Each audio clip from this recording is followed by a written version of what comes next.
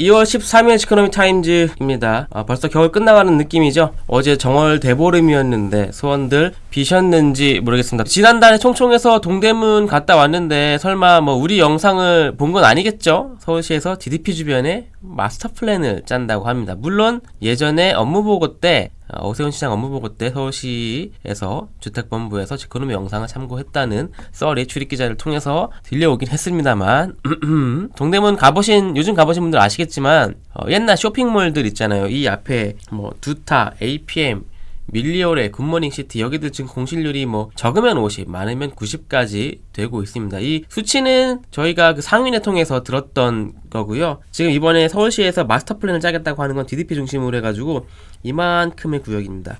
오른쪽에 있는 지도는 제가 동대문 가서 가져온 거예요. 이만큼을 하겠다고 하는 건데 동대문이 낮과 밤이 다른 시장입니다. 이쪽은 낮 상권, 우리가 가서 소매를 하는 상권이고 이쪽은 이제 밤에 가면은 도매 시장이 열리는 그곳이죠. 그래서 이번에 저희가 총총에서 영상 다녀온 건 거의 이제 소매 쪽이었는데 댓글 중에 간혹 보면은 네가 동대문을 모르네. 야 동대문은 밤에 가야지 그런 분들 계시는데 저희가 도매를 다룬 건 아니고 소매 시장이 완전히 지금 죽어 있다라고 다뤘던 겁니다. 퇴퇴 이유는 굉장히 여러 가지입니다. 아마 저랑 비슷한 세대의 분들은 경험하셨을 거고 아닌 분들도 피식대학의 그 뭐 05년생 형들 있잖아요. 동대문 장사하는 형들. 딱 그거였습니다. 불친절하고 만약에 뭐 저 지금 돈이 없는데요. 그러면 ATM까지 따라옵니다. 돈 뽑으러 간다고 하면은. 동대문만 그런 게 아니고 과거에 이런 집합상가들의 공통점이에요. 국전, 테크노마트 이런 데 가도 똑같아요. 돈 뽑아온다 그러면 ATM까지 따라옵니다. 약간 그런 식으로 해가지고 요즘에 우리가 그 백화점이나 복합몰에서 느끼는 CS와는 많이 달랐죠. 그리고 유통 환경. 온라인으로 사지 우리가 뭐 간단한 뭐 모자, 티 한 벌 이런 거 굳이 가서 사지 않는 분들도 많으시죠. 물론 이제 갔다가 동선에 맞으면서 하는 경우도 있지만 온라인으로 주문하면은 다음날 혹은 오늘 오는 경우도 있으니까요. 또 하나는 동대문에서 파는 수준의 옷들, 과거에 우리 보세 옷들 이런 것들 요즘은 또 옛날만큼 많이 입진 않고요. 워낙에 스파 브랜드들이 잘 돼 있어가지고 균일한 품질에 다양한 사이즈, 다양한 색상, 뭐 유니클로를 필두로 해서 엄청난 경쟁이죠. 여튼 대부분이 동대문에서 유쾌한 경험은 아니었을 겁니다. 동대문만 죽은 게 아니고 위에 창신동도 많이 죽었어요. 그래서 창신동 지금 뭐 재개발 많이 하는데 옛날에는 이제 봉제 공장들이 있었는데 지금은 많이 없어졌습니다. 저희가 초창기 총총견문록에서도 한번 다녀왔는데 창신동 재개발이 하나둘 되다 보면은 그나마도 이제 다 없어지는 수순으로 가겠죠. 자, 왜 없어졌냐? 우리가 일단은 섬유 산업이라는 게 그 선진국 산업은 아닙니다. 예전에 우리가 구미를 필두로 해가지고 옷 같은 거 많이 만들고 구로공단도 있고 막 했잖아요. 가격 경쟁력을 잃었던 측면, 인건비 너무 오르니까 중국한테 밀렸고 중국도 앞으로는 동남아한테 이제 밀리겠죠. 우리가 뭐 아디다스나 나이키 옷 사면은 메이드 인 차이나 이제 아니에요. 동남아잖아요. 상인회 분들 말 들어보면은 중국 바이어들이 여기 도매 시장에 밤에 오더라도 여기서 이제 물건을 안 산 지가 꽤 됐대요. 왜냐면은 과거에는 와가지고 한국의 물건들을 이제 떼가는 거였는데 와봤자 어차피 중국 물건들이 한국에 깔리고 있으니 뭐하러 이제 바다를 건너옵니까? 그렇기 때문에 중국 바이어들도 한국 시장을 찾지 않는다. 그러면서 이제 낮 시장, 밤 시장 선순환이 돌아가야 되는 구조인데 그게 끊겼죠. 이런 문제들 때문에 시에서는 큰 틀에서의 계획을 짜는 겁니다. DDP 일대 여기가 지금 DDP니까 과거 동대문 야구장 DDP 일대의 정비 예정구역들을 정비구역으로 만들고 지금은 정비 예정구역이라는 제도가 없습니다. 과거에는 있었죠. 어쨌든 정비 예정구역으로 묶였던 곳들을 정비구역으로 바꾸고 구역조차 아닌 곳들은 이제 구역으로 만들 수 있는 정비계획을 수립하는 용역을 발주하는 겁니다. 어렵죠? 정비 계획 수립은 구에서 하는 건데 시에서 하는 건데 그것을 위한 용역을 좀 발주를 했다라는 겁니다. 용역 결과가 나오고 정비 계획 수립하고 이 시간은 좀 많이 걸릴 것 같긴 해요. 근데 왜 이런 용역까지 필요하냐? 동대문은 패션이라는 특화된 테마가 있는 곳이기 때문에 그것에 맞는 재개발 계획을 짜기 위해서 용역을 발주를 한 거죠. 결국 도시 정비형 재개발이 될 거고요. 상권을 활성화한다고 하니까 기존의 테마는 아마 유지할 건데 사실은 이쪽으로 보면은 이쪽으로 더 가면 옆에가 이제 세운 상가거든요. 오세훈 시장의 구상 자체로는 도심 녹지축입니다. 녹지축의 일환이고 서울 4대문 안에 남아있는 노른자 같은 땅, 마지막 남은 노른자 같은 땅이라면 땅이기 때문에 결코 이렇게 노후화되는 채로 방치하지는 않으려고 한다는 거죠. 참고로 여기 제가 가져온 지도에서 보면은 DDP에서 서쪽으로 이제 한 블록, 두 블록째 가면 여기가 국립중앙의료원이에요. 근데 의료원이 이전합니다. 이제 곧 이전해요. 어디로 가냐면 바로 옆으로 이전해요. 이전하면 여기가 또 이제 빈 땅이 되지 않겠습니까? 여기가 빈 땅이 되면 당연히 이제 개발에 대한 필요성이 생길 거고, 여기가 개발이 됨으로 인해서 주변에 다른 곳들의 인접한 곳들의 압력이 같이 개발 압력이 생길 수도 있긴 하겠죠. 제가 이제 동대문 가서 들어보니까 여기 이제 경찰 기동단이 있는데 다 도매시장이거든요. 도매시장 사이에 경찰 기동단이 있는데 상인들은 이것도 좀 나가라. 우리가 옛날처럼 뭐 시위하면 경찰들이 1, 2, 3중대 와가지고 의경들, 전경들 방패가지고 막 급하게 출동하고 이런 시대가 아니지 않습니까? 이제는 막 이제 뚫리잖아요, 경찰들도. 그래서 이런 것들을 이전하고 좀 자리를 활용하자라는 의견도 있더라고요. 여튼 서울시에서는 바로 하는 건 아니고 마스터 플랜을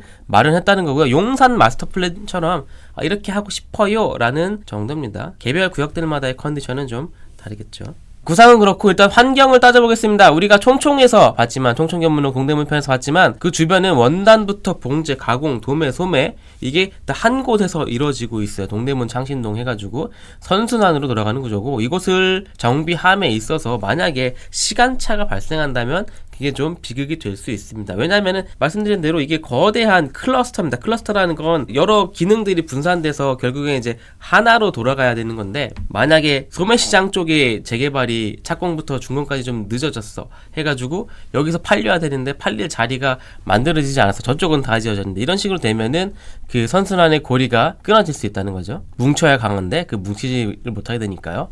두 번째는 되게 중요한 문제가 상가 재개발이라는 점입니다. 이게 다 상가예요. 주거지가 아니라 상가입니다. 노후한 주거지는 소유주분들은 거기 사는 경우가 많지 않아요. 특히 재개발 같은 경우에는. 왜냐하면 세입자분들이 이제 낮은 주거비를 지불하고 사시는 곳이기 때문에 소유자분들은 오히려 재개발을 바랍니다. 그래서 동의가 쉽다고 하긴 그렇지만 어쨌든 내가 여기 살다가 이주해야 되는 이런 여건이 아니기 때문에 동의할 동인이 있어요. 그쵸? 근데 상가 재개발은 생존의 문제입니다. 내가 영업을 해야 돼요. 만약에 여기 재개발한다 그러면 내가 문 닫고 나가야 됩니다. 그렇기 때문에 보상의 문제 반드시 발생하고요. 이 보상의 뭐 가격부터 해가지고 좀 굉장히 복잡합니다.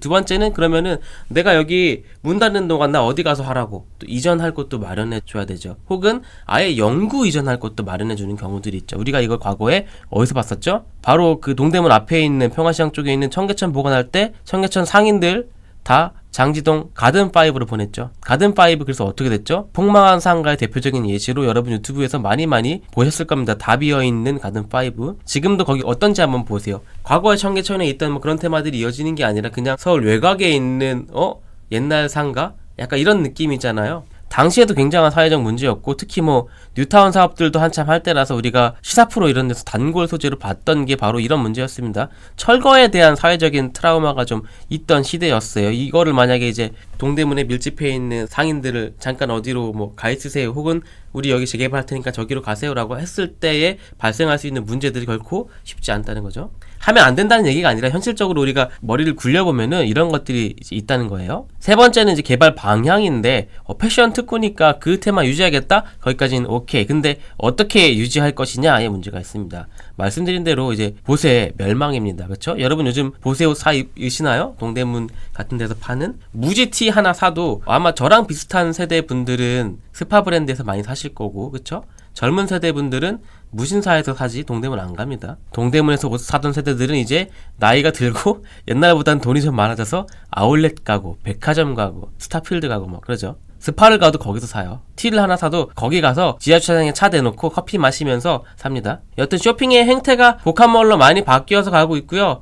온라인 때문에 짜잘한 거 굳이 우리가 현장에 안 가도 되고, 그래서 이제 빈 시설들, 제가 갔다 왔던 여기는 이제 맥스타일인데 한 분양 당시부터 좀 많이 비었던 곳이긴 합니다만은 지금도 상인의 오피셜로 95% 비었다고 합니다. 이런 빈 시설들 아예 전용하거나 그런 방안들 좀 구상해야 되는데, 일단 시 차원의 구상은 우리가 동대문 야구장 헐고 DDP 맛있게 지어놨는데 자하 하디드 데려와가지고 세기에 남을 건축물을 남겨놨는데 그거랑 연계해서 개발하겠다. 그리고 안 그래도 동대문 주변에 지금 문화시설이 없으니 문화시설 짓겠다라는 겁니다. 문화시설 좋아요. 저도 동대문 갔을 때 DDP에 만약에 내가 뭐 데이트가 있어서 없겠지만 볼 일이 있어서 갔다라고 하면은 주변에 다른 곳에서 동대문 주변에서 시간을 보낼 만한 게 무엇이 있을까? 연계해서 돌아볼 만한 곳들 문화시설 없습니다. 그게 사실 동대문의 약점이에요. 사람들이 찾지 않는 이유가 그런 문제가 하나 있었고요. 그래서 문화시설을 만드는 건 오케이인데, 자, 문제는 또 이런 부분입니다. 저희 독자분이 댓글 달았던 걸 보면은 DDP가 굉장히 특색 있는 디자인이 되긴 했지만 안에 전시가 있는지 뭘 하고 있는지 주변을 우연히 지나다가 알기는 되게 어려운 그런 구조가 되어 있다는 거죠. 그러니까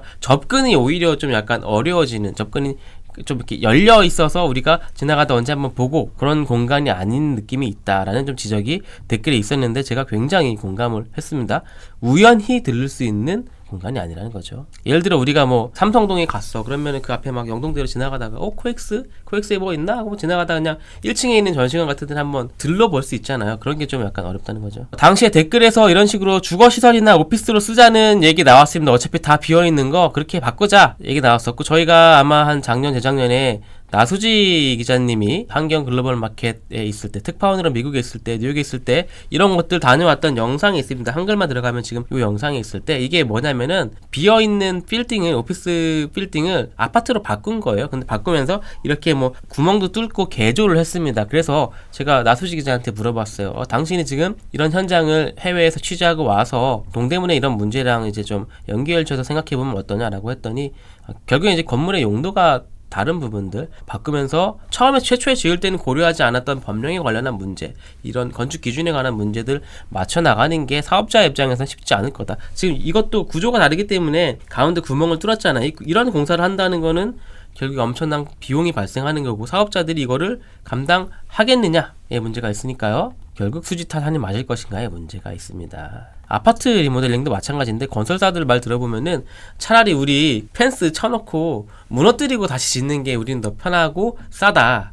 기존에 있는 거 뭐 골조 남겨놓고 거기 중간에 이만큼 개조하고 하는 게 설계부터 짓는 것까지 난도가 더 어렵다고 합니다. 그리고 지금 뭐 얘기 나오고 있는, 예를 들면 뭐 밀리오레, APM 이런 것들, 집합상가들 뼈대부터 바꾸는 거 뭐 보통의 문제가 아니죠. 그런데도 이제 이런 논의를 우리가 한다는 거는 말씀드린 대로 봤던 대로 동대문이 지금 굉장히 심각한 상황이고요. 대형 쇼핑몰 기준으로. 그만큼 그곳이 입지가 굉장히 좋기 때문이죠. 만약에 우리가 조금 더 부가가치가 높은 형태로 개발을 할 수 있다면은, 동대문역 있죠. 동력사역 있죠. 노선이 몇 개 지납니까? 그리고 이제 동부권으로 다녀보신 분들은 아시겠지만 동대문을 넘어가는 순간 사실 거기부터는 육상교통은 거의 지옥이에요. 차가 엄청 막히고 지나고부터는 이제 좀 도로 여건이 아주 좋지 않은데, 그래서 마지노선이 약간 동대문 정도입니다. 동대문 앞에서, 흥인지문 앞에서 우리가 꺾어서 들어가는 그 정도까지가 마지노선, 편리한 교통의 마지노선이라고 저는 생각합니다. 사실 가장 큰 문제는 이겁니다. 구분 소유, 밀리오레, APM, 맥스타일, 그리고 굿모닝 시티 전부 한 층에, 우리 가면은 뭐 이제 벽을 따라서 막 이렇게 나눠져 있죠. 뭐 용산 전자상가도 마찬가지고요. 가운데도 막 이제 복도 따라서 막 다 나눠져 있죠. 칸. 그래서 바닥에 이제 막 선 그려져 있고, 이게 다 한 칸 한 칸 구분 소유가 되어 있는, 각자의 소유권이 나눠져 있는 형태입니다. 그래서 이게 한 층에 예를 들면 소유자가 뭐 100명일 수도 있는 거예요. 과거에 이런 상가들이 많았죠. 용산 전자상가도 마찬가지고요.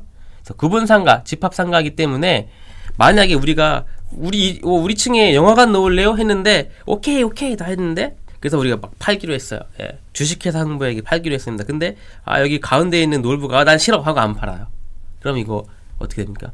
매입이 불발되는 거죠. 싫어하고 안 팔다가, 그러니까 일종의 알박기죠. 계속 뭐 가격을 올리다가 협상이 또 안 돼 라고 하면은 우리 영화관들은 못 바꾸는 형태, 이렇게 되는 겁니다. 소유권이 다르다 보니까 뭔가를 하려면 하나하나 그 소유권을 다시 확보하는 과정이 필요해요. 그래서 이 전용을 한다는 게 보통 쉬운 게 아닙니다. 하나라도 안 되면 말짱황이고, 이게 바로 지역주택조합 같은 곳에서 나오는 문제죠. 근데 이제 밀리오레나 APM 이런 것들이랑 두타랑을 나눠보면 좀 달라요. 두타도 과거에는 이런 식의 이제 집합상가였는데, 두타는 지금 펀드가 다 샀습니다. 나눠져 있던 그 상가 칸칸이를 다 사서 아예 MD를 해놨어요. 그래서 전체를 굉장히 깔끔하게 관리를 하고 있고, 들어가서 돌아보면 달라요. 상태가 완전 달라요. 결국 만약에 뭔가 다른 전용을 하기 위해서는 1차적으로 이런 소유권이 정리되는 문제가 하나 필요하고요. 그게 아니라면, 소유권은 뭔가 뭐 이제 펀드에서 나서서 산다거나 하는 게 아니라면은 우리가 법을 고치는 문제를 약간 생각해 봐야 됩니다. 그러니까 지금 이렇게 나눠 가질 수 있는 거는 집합건물법에 구분 소유를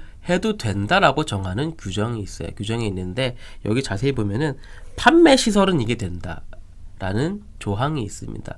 판매 시설은 된다는 말은, 다른 말로 하면은 판매 시설이 아닌 시설은 이렇게 구분 소유할 수 없다라는 게 되잖아요. 그러니까 만약에 여기다가 뭐 예식장을 차린다, 물론 요즘 결혼도 잘 안 하지만 예식장을 차린다라고 하면은 예식장도 이런 식으로 나눠서 가질 수 있게끔 돼 있다면, 우리가 뭐 예전에 분양형 호텔 이런 거 각자가 지분을 가지고 사서 거기서 나오는 수익을 쉐어하듯이 그런 식으로의 소유권을 이제 가져오지 않고 남겨둔 상태에서 전용을 하는 개발을 생각해 볼 수 있겠죠. 근데 지금 상태로는 이게 좀 어려운 문제가 있다. 법에서 좀 막혀 있는 부분. 요거는 제가 상윤회에서 들어서 파악했던 부분입니다. 자, 여러분 아시는 대로 저희가 매주 목요일 오전 11시에 라이브를 하고 있습니다. 라이브 방송 전체 이제 풀 버전은 오후 6시 정도까지만, 여러분 퇴근 시간 정도까지만 공개를 하고요. 그 시간이 넘어가면 저희가 이제 멤버십 가입하신 분들에게만 공개하는 걸로 전환을 하고 있습니다. 사실 멤버십 가입해주신 분들이 저희 완전 충성 독자분들이신데 뭐 드릴 게 없어가지고 이거라도 드리는 거니까 좀 양해를 부탁드리고요. 오늘 방송 중에서 좀 핵심이 되는 내용은 또 따로 편집해서 오후 6시 30분에 업로드를 하고 있습니다. 라이브와 편집본은 이런 차이다 라고 이해를 해주시면 감사할 것 같습니다. 이제 봄이 슬슬 오고 있네요. 막바지 겨울 추위 조심하시고요. 감기도 조심하시고 저는 이제 식사를 가보겠습니다. 마치겠습니다. 그럼 이만 총총.